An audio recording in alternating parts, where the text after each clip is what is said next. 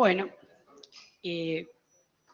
tenía un discurso distinto, pero la verdad, entre la presidenta y el profesor Dotto, casi me sacaron la mitad de mi discurso. No lo voy a repetir, así que va a ser un poco más sintética mi introducción. Pero igual la voy a dar. Para empezar, digo, ¿por qué voy a dar una introducción? Mi introducción no va a ser sobre este tema, que es el que vamos a desarrollar después. Va a ser una introducción sobre lo que yo creo es una carrera profesional. Elemento que creo que a todos ustedes, alumnos muy jóvenes y también egresados jóvenes, les puede llegar a interesar una posición. Pues esa, otra, todas son válidas, pero esta es mi posición. Así armé yo mi trayectoria. No le voy a contar todo se ve, ya Fernando se ocupó de eso, pero sí voy a hacer hincapié en cuáles fueron las situaciones de cambio, que yo llamo rupturas a lo largo de esta carrera, y cuáles fueron los resultados de esas rupturas. Solo me voy a detener en esos puntos, sean 4 o 5, y después ya empezamos con la temática del día. Antes de empezar, quisiera agradecer a las autoridades de la academia, aquí presentes, esta posibilidad, no solo de ser parte de esta honorable academia, sino también la posibilidad de presentarme y poder expresar hacia el alumnado, hacia los jóvenes profesionales, porque yo soy una obsesiva por eso, alumnos y jóvenes profesionales. Yo sé que tengo varios títulos, pero la verdad prefiero que me digan profesora. Para mí es el título más importante de todos, profesora. Que lamentablemente a veces está un poco devaluado, pero hay que levantarlo porque es el más importante, desde mi punto de vista acá. Ahora sí empezamos con la introducción. Mi idea de lo que es una carrera profesional empieza cuando uno se recibe. Tiene el título en la mano y dice, ¿y ahora qué hago? En turismo es una pregunta muy clave, el qué hago, porque es una actividad, como dijeron los interlocutores anteriores, muy compleja, que tiene muchas aristas, muchas posibilidades de especialización. Entonces uno tiene que elegir una de todas esas.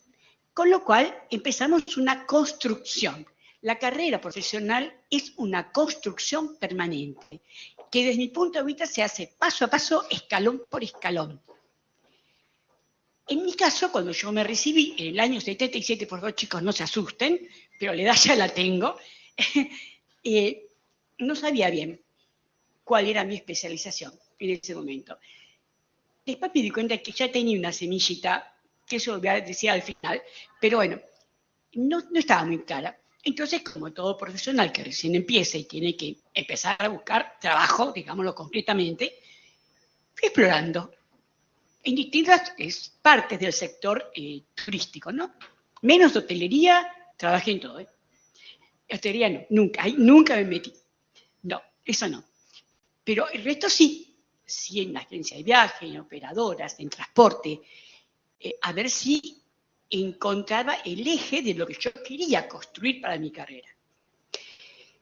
Hasta que en el año 79, no le doy muchas fechas, pero esto es importante, por eso la doy, tuve la oportunidad de participar del curso de planificación turística, que como bien dijo Fernando, lo tomé en el CICATUR de la OEA, Organización de Estados Americanos.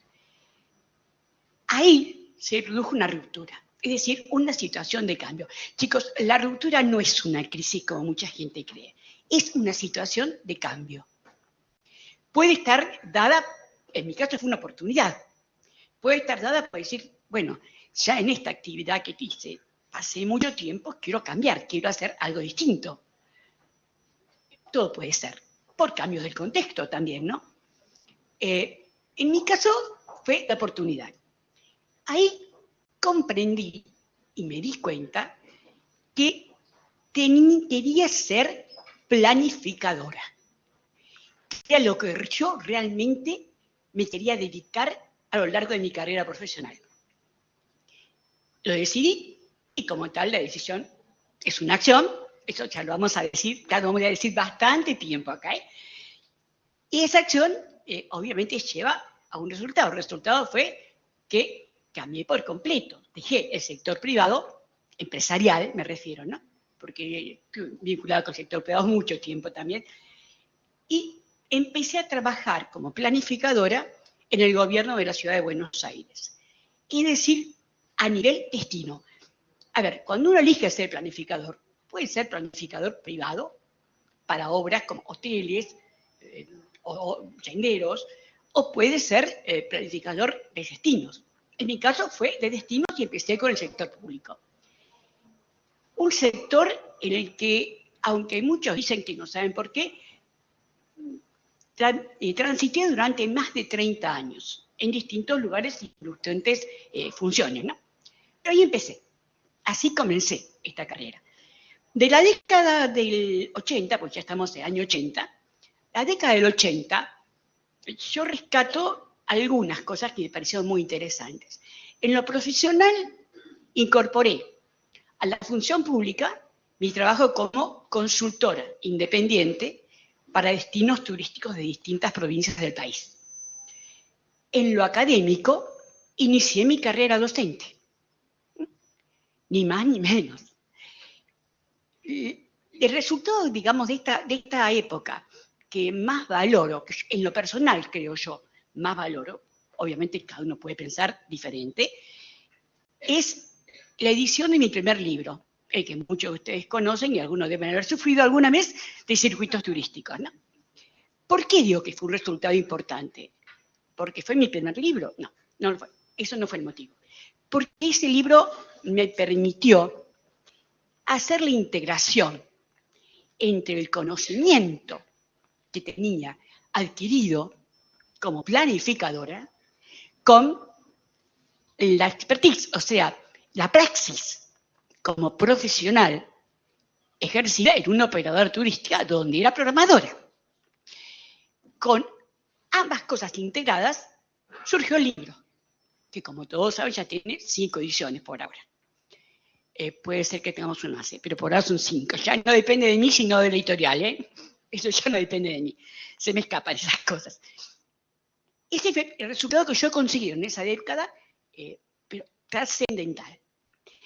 En la década del 90 tuve una oportunidad nueva, que fue, como dijo bien Fernando, poder acceder mediante una beca a estudiar en la Universidad de París I. Para el que no conoce qué es la Universidad de París I, acá se conoce como Sorbona, porque es la primera universidad que tuvo Francia. Por eso, o París, mejor dicho, ¿no? Francia me tuvo, antes tuvo, ¿no? Alicia, sí, antes estuvo bien. Digo porque ella también cursó en Francia. Más o menos lo mismo que yo, pero en otra universidad. Accedí a esa universidad. Y ahí, como bien dijeron, adquirí conocimientos de economía y de producción turística, vinculadas siempre con el comercio internacional. Con nuevos conocimientos volví al país y empecé a transitar otra vez ese proceso de integración. Esto lo voy a recalcar siempre, porque la integración es fundamental para poder ejercer nuestra profesión, sea cual sea, turismo, economía, derecho, sea cual sea. No nos podemos quedar con el conocimiento antiguo y decir, no incorporo más nada. No, hay que incorporar.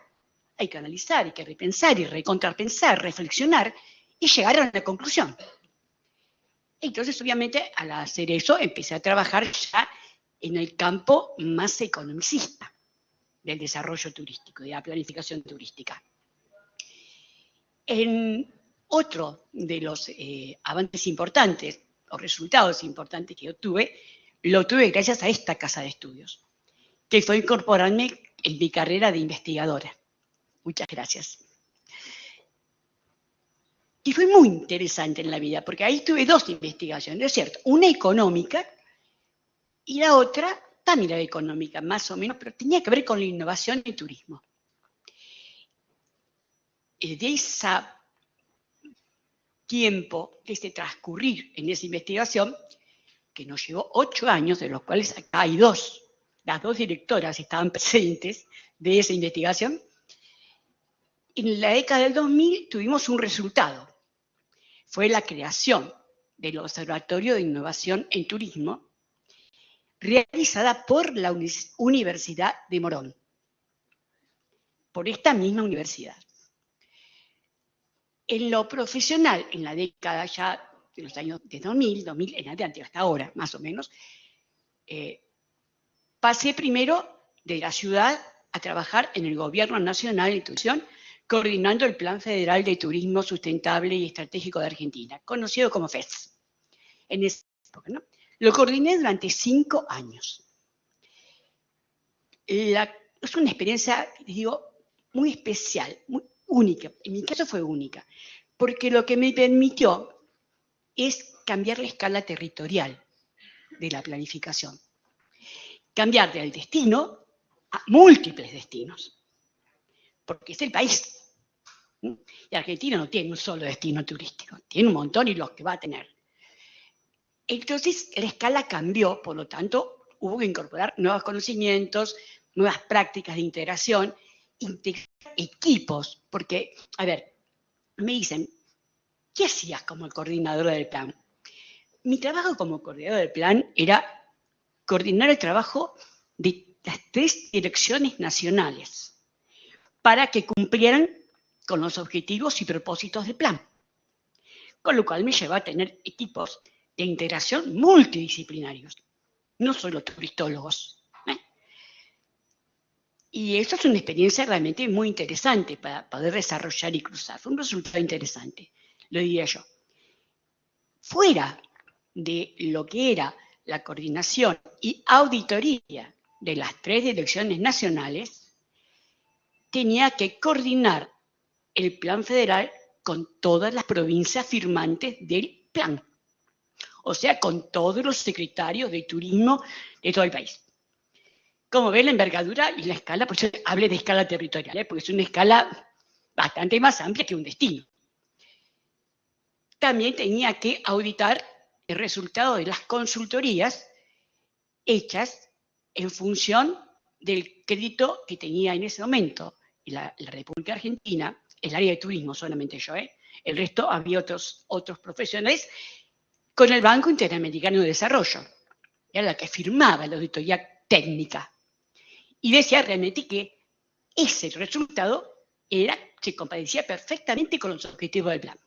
De ahí se pagaba. Por eso digo que fue un hito que la verdad me sacudió bastante en ese momento. Voy a confesarlo, chicos, me sacudió bastante. Pero bueno, es un desafío. Cada decisión es un desafío. Y hay que aceptarla, hay que afrontarla.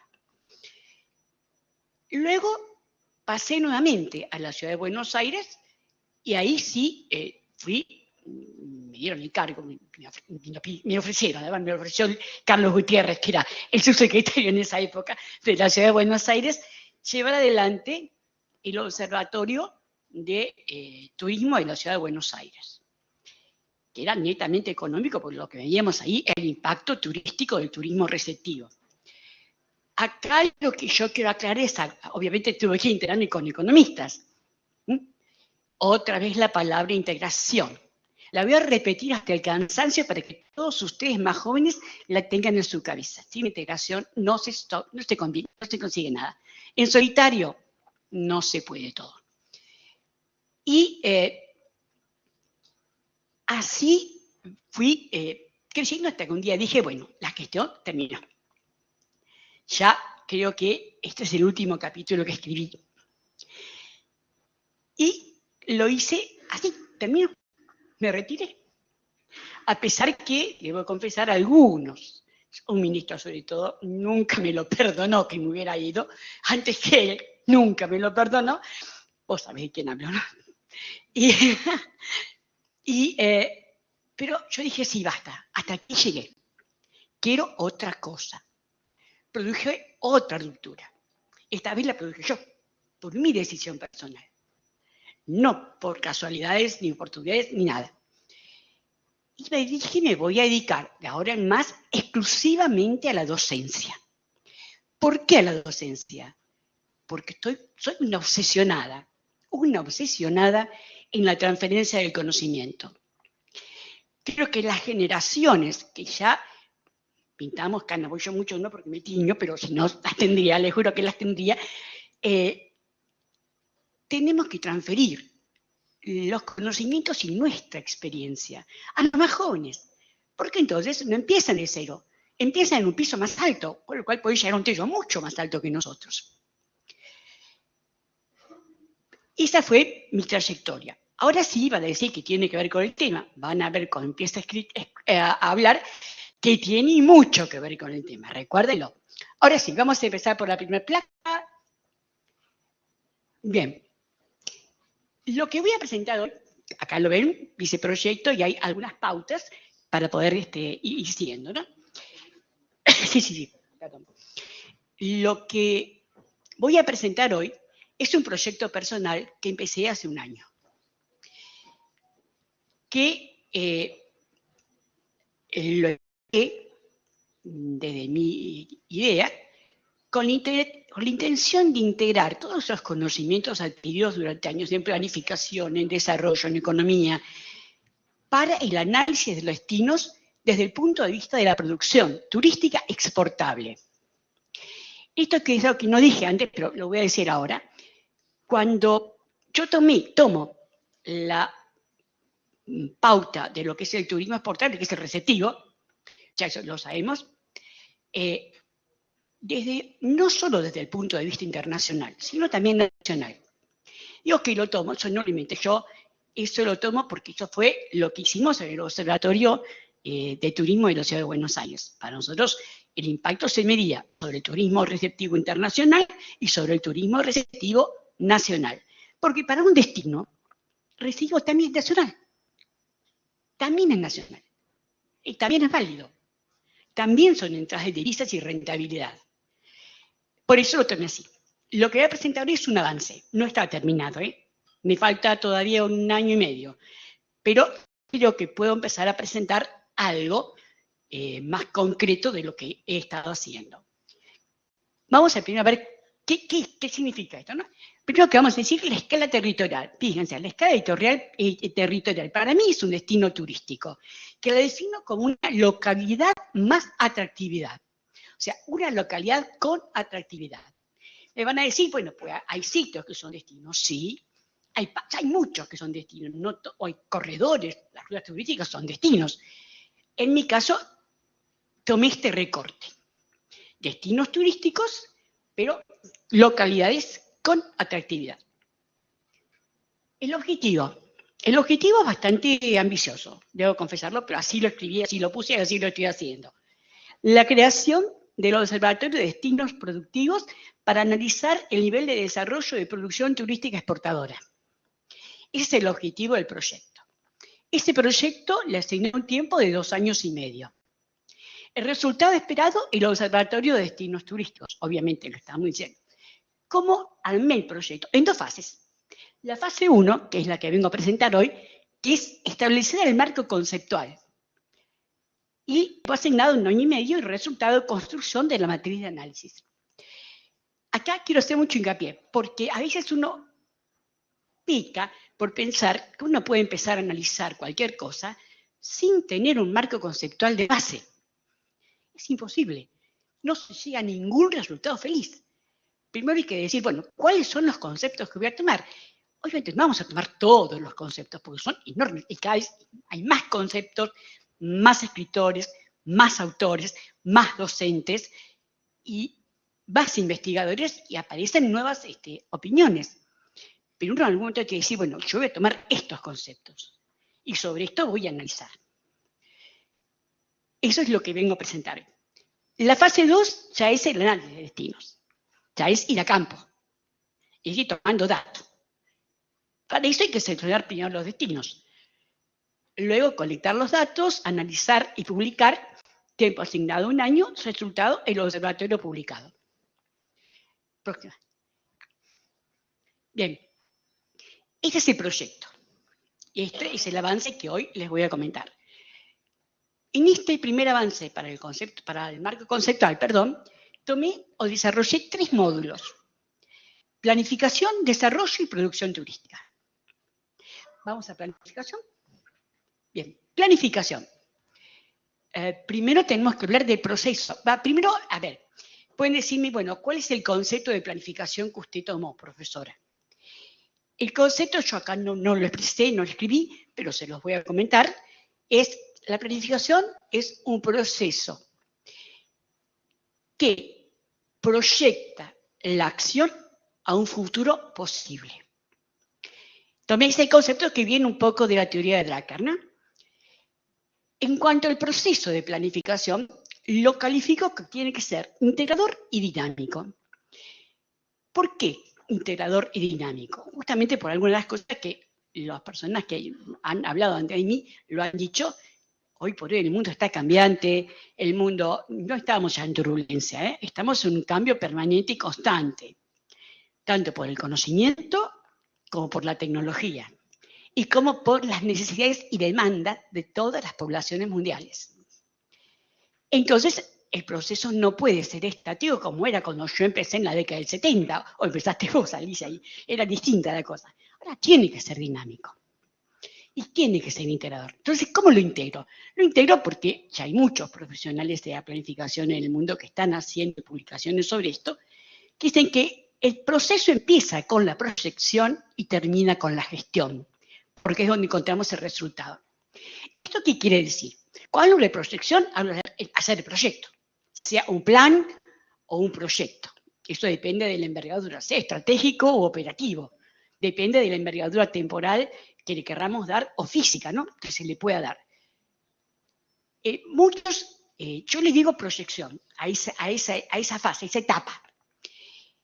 Ahí estamos armando, definiendo objetivos, haciendo diagnósticos, todo lo que ustedes van a ver en la carrera cuando vean planificación. Sé que muchos no y otros ya lo están viendo, así que me hacen así con la cara, porque lo están sufriendo. Les aviso que muchos autores, sobre todo argentinos, a esta etapa la llaman proyectación. No sé por qué, porque jamás lo explicaron, pero lo llaman proyectación. Puede ser alguna traducción de algún idioma que suena así. Es igual, es exactamente la misma etapa, proyectar el futuro. Y integro la gestión. Cuando yo empecé, cuando terminamos el proyecto o el plan, estaba escrito, ya el planificador se retiraba. Entra otro señor a gestionarlo. Hoy ya no, porque necesitamos del planificador también en la gestión, porque tenemos que hacer cambios permanentes. No podemos parar el sol, tapar el sol con las manos. No podemos parar el mundo y decir, miren, no hagan nada, por favor, que nadie se mueva porque yo tengo que gestionar este plan a tantos años. No. Hay que ir actualizándolo, modernizándolo, incorporando nuevos conocimientos, nuevas tecnologías, hasta revisar algunas veces algunos objetivos del plan inicial. Entonces el proceso, como digo yo, continúa hasta que ese plan o ese proyecto ya está elaborado y ya está en funciones. Ahí tenemos el resultado, que tiene que coincidir con el objetivo de la primera fase, que es la proyección. Para este análisis planificador, en lo personal escogí la metodología prospectiva. Podía haber tomado otras metodologías, es cierto, no hay una sola. Hay un montón de metodologías posibles en planificación. Uno lo va tomando a veces de acuerdo a los tiempos, de acuerdo a la necesidad de lo que realmente vamos a planificar. En mi caso me pareció que lo mejor era tomar la metodología prospectiva y hacer un análisis desde ahí. ¿Qué es la prospectiva? Lo digo porque yo sé que Argentina no es una de las teorías más conocidas. Sí en otras partes del mundo, pero acá todavía no tanto. La prospectiva fue creada en la década del 90 por Michel Godet en Francia, que lo que hizo fue llevar el pensamiento prospectivo que existía desde los 1800 a un instrumento que es la planificación y creó esta metodología para aplicarlo en planificación. El concepto principal, o mejor dicho, la médula de este proyecto, que lo diferencia mucho del tradicional, que es el que más conocemos los argentinos, realmente, es que empiezo el proceso al revés. Empiezo estableciendo cuál va a ser el objetivo y cuál va a ser mi futuro. cuál es el resultado que quiero obtener a futuro. Luego vuelvo al presente y empiezo a construir un camino, que no es más que otro proceso en realidad, donde voy diciendo cuáles son los hitos que tengo que realizar para llegar en tanto tiempo de donde estoy parada a lo que quiero obtener en el futuro y en tantos años. Este tipo de metodología advierte y admite que en ese proceso va a haber rupturas, va a haber cambios, necesariamente, porque los mercados cambian, la economía cambia, la política cambia, las conductas humanas cambian, las necesidades sociales cambian. Yo no puedo dejar de ignorar cuáles son los intereses de los actores vinculados o de las poblaciones y decir, no, yo no lo escucho, porque no, hay que incorporarlos. Entonces, hay que aceptar que en este proceso, en ese camino, que puede llevar 1 año, 2 años, 10 años, 15 años, 20, 30, va a haber rupturas, va a haber situaciones de cambio, va a haber replanteo del mismo proyecto planificador que empezamos a dar. Por eso elegí la prospectividad, me pareció que era el mejor para este tipo de análisis que quería hacer. Próximo, ¿sí? Bien. Segundo módulo, el desarrollo.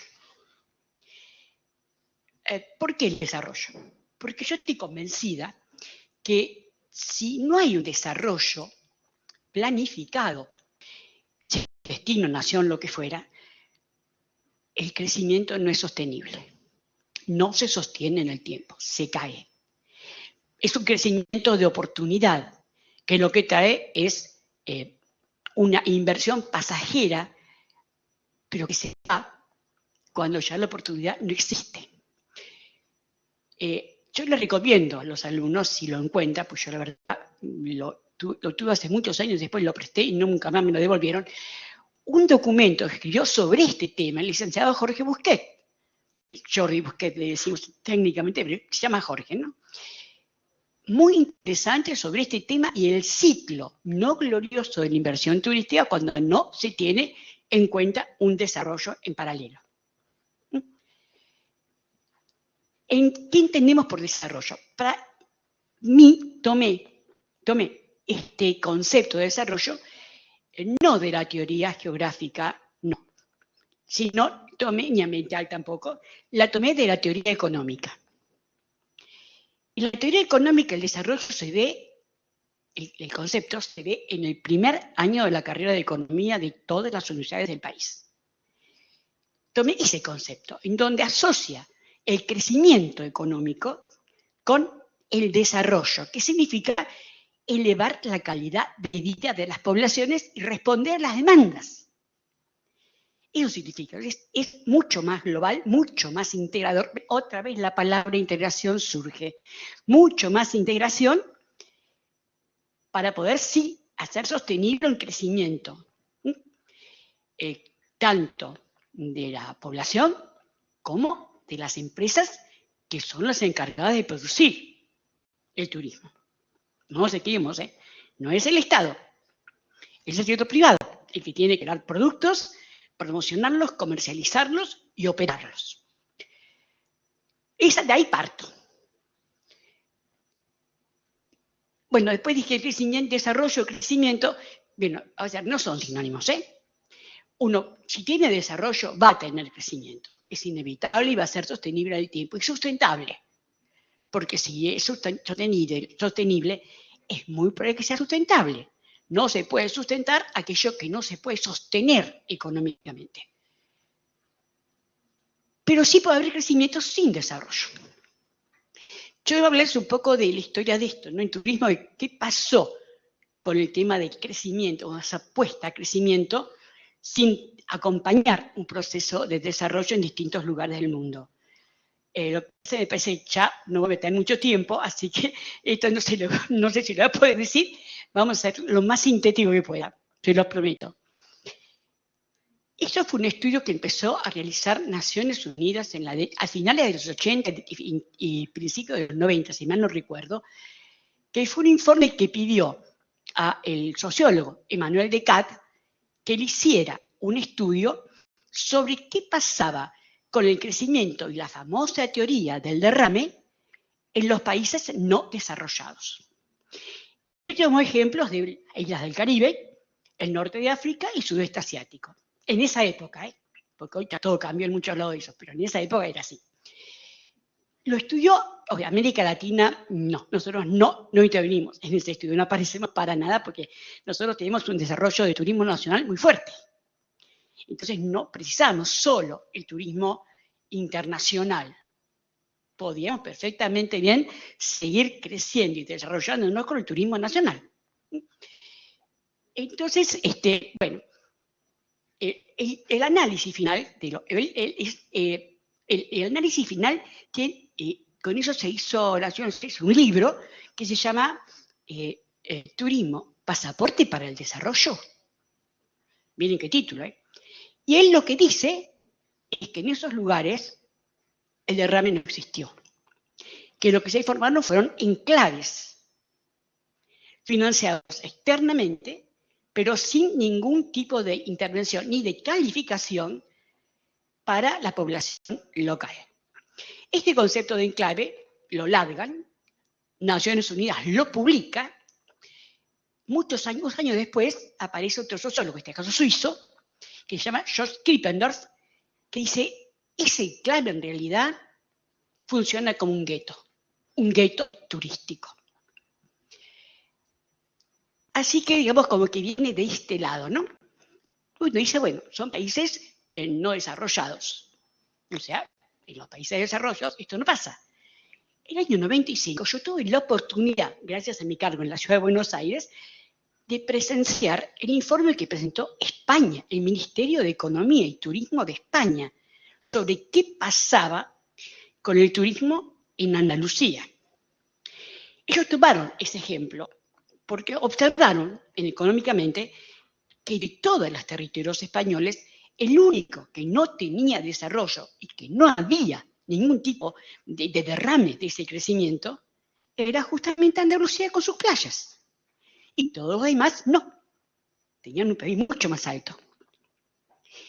Lo analizaron, lo estudiaron, bueno, no voy a contar todo el estudio porque no tiene sentido, pero sí me acuerdo cuando lo presentó el ministro de Economía, dijo, en ese estudio descubrimos que los españoles le pagaban las vacaciones a los extranjeros. Miren qué fuerte, ¿no?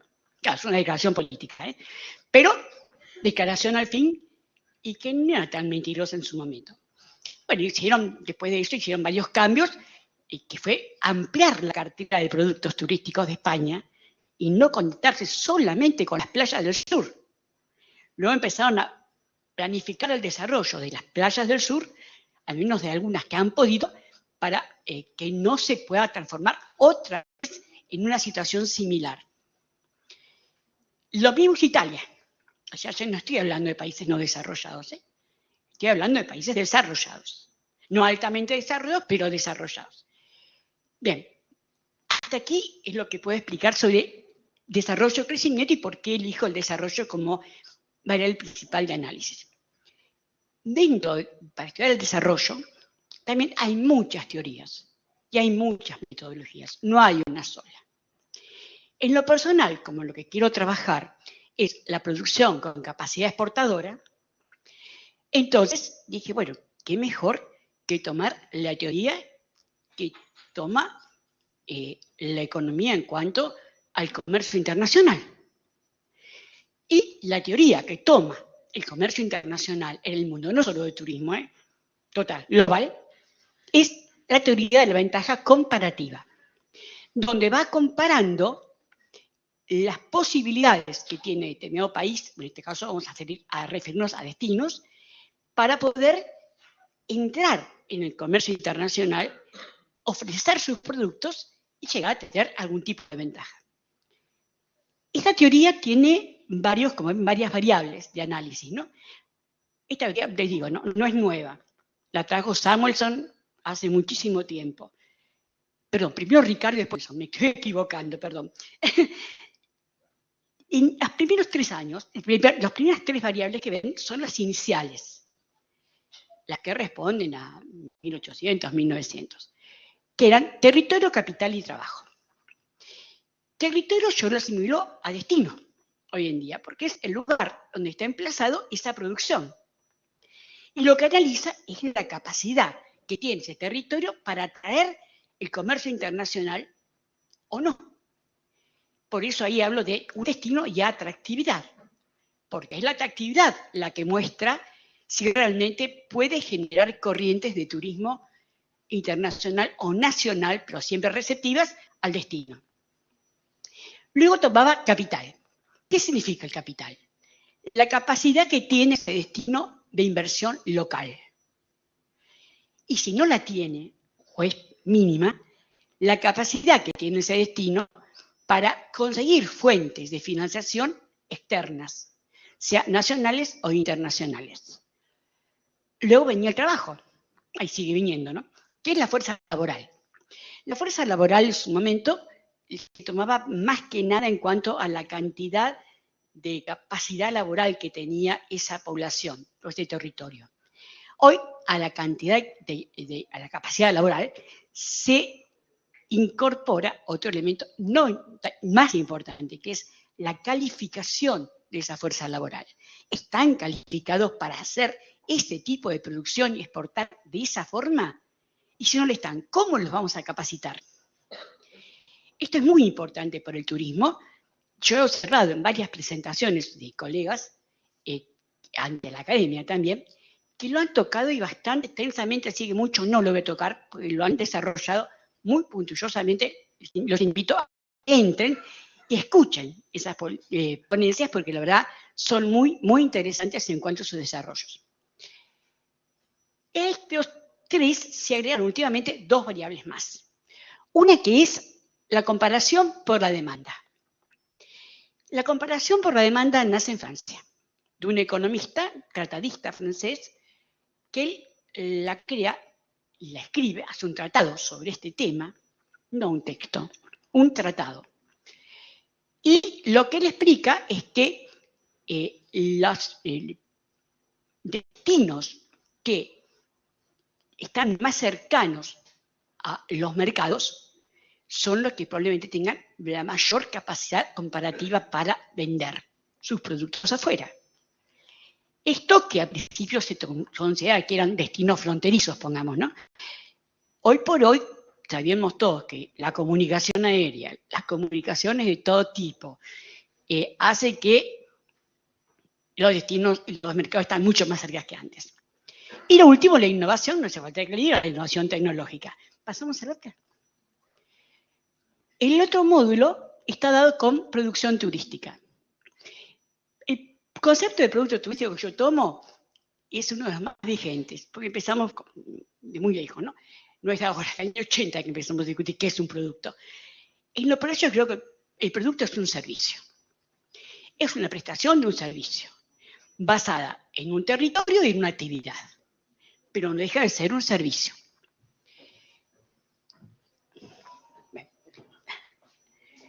Y es el concepto de producto turístico que tomo para analizar. Ahora digo, bueno, hoy en día hay productos que, bueno, muchos técnicos llaman hard soft, ya son tradicionales y productos nuevos, ¿no? Pero muchos dicen hard soft. Es así. Lo que serían productos tradicionales, o hard, si lo quieren llamar así, son los tradicionales, los de siempre, los que tienen ya mucha antigüedad y todos conocemos, de los cuales lamentablemente muchos todavía siguen masivos, y la masividad y la temporalidad es un grave problema para nuestro desarrollo turístico. En los productos soft son los productos nuevos, basados en la experiencia del pasajero, en la experiencia del mercado, qué es lo que nos están demandando. Y una experiencia que sea vivenciada, o sea, yo más que experiencia digo una vivencia. Adelante. Con todo esto, marco conceptual que acabo de expresar, empecé a construir la matriz de destinos.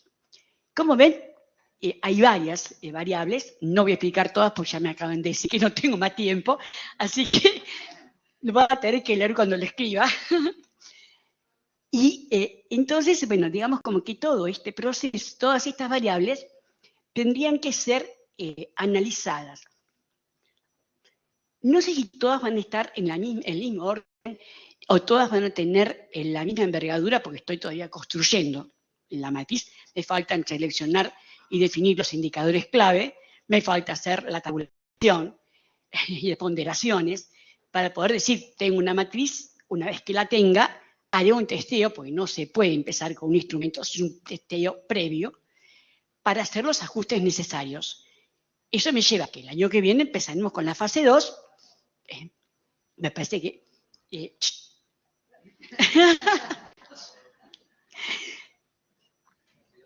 sí, sí está. No pensaba hacerlo así, pero... Perdón, señor decano, ¿me da un segundito más para hacer un agradecimiento? ¿Sí? Bueno, gracias, señor decano. Al terminar, porque la exposición ya la terminé, pero no quiero dejar de agradecer mucho a las personas que hicieron que pudiera realmente construir esta carrera profesional. Agradezco a mis profesores, los que estuve en grado, en la Universidad de Morón, que bueno, no voy a nombrar a todos, pero sí puedo decir, tengo acá uno presente, que es el vicepresidente de la academia, que es el licenciado Enrique Madasi. Él fue mi primer profesor de planificación. A él le debo empezar con el temita de la planificación de mi cerebro. A los profesores del Cicaturo EA, a los profesores de París 1, en el cual voy a englobar a todos con una persona que es mi director, Monsieur Bernard Urchi. Gracias a todos mis colegas que han trabajado conmigo durante muchos años. Muchas veces formando equipos, muchas veces con mis jefes, como el caso de Carlos Gutiérrez, por ejemplo, de los que tengo aquí. También Enrique Madasi fue mi jefe, me acuerdo. Sí, también, en la década del 90. Pero yo los considero colegas. Gracias a mis amigos, a mis afectos y sobre todas las cosas, muchas gracias a los alumnos. Porque los alumnos, si uno es realmente docente, con su intercambio de opiniones, posiciones, a veces fundadas, a veces no, hacen que todos podamos enriquecernos, tanto el docente como el alumno. Eso es lo que yo llamo transferencia de conocimientos. Bueno, ahora sí, no tengo más que decir. Muchas gracias a todos. Pueden ir a tomar el café. No los molesto más.